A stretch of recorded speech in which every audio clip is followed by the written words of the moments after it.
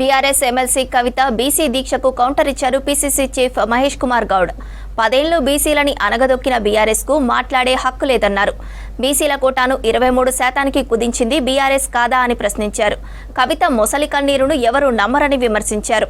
బీసీలకు 42% రిజర్వేషన్ కల్పిస్తామని కామారెడ్డి డిక్లరేషన్ను తాను ప్రతిపాదించారన్నారు.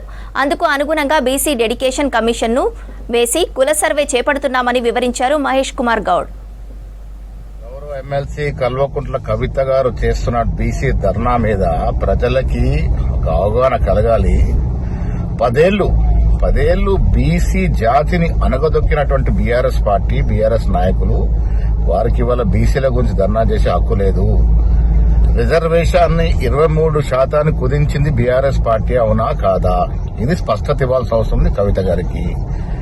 బీసీకి సంబంధించిన ఆర్గనైజేషన్స్, డిపార్ట్మెంట్ అన్నిటి కూడా నిధులు కోతపెట్టి నానా ఇబ్బందులు గురి చేసింది బీఆర్ఎస్ ప్రభుత్వమా కాదా?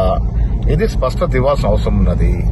ఇలా కాంగ్రెస్ పార్టీ బీసీలకు 42% రిజర్వేషన్ ఇస్తామని కామారెడ్డి డిక్లరేషన్ లో స్వయంగా నేనే ప్రతిపాదించిన. ఆ డిక్లరేషన్ అనుగుణంగా మనం పనిచేస్తా ఉన్నాం. ఇవాళ దానికోసమే కుల సర్వే మొదలు పెట్టినాం. దానికి ఒక డెడికేటెడ్ కమిషన్ ఇవ్వడం జరిగింది.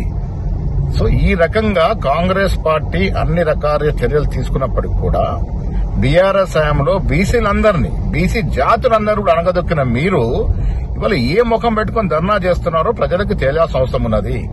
10 ఏళ్లు అధికారంలో ఉన్నప్పుడు బీసీలు గుర్తుకు రాలే మీకు. 10 ఏళ్లు అధికారంలో ఉన్నప్పుడు మీరు అగ్రవర్ణాలకి అంకితమైనటువంటి మీరు, మీ కార్యక్రమాలు ఇవాళ మీకు బీసీల గురించి మాట్లాడే అర్హత ఎక్కడిది అని అడుగుతా ఉన్నాను.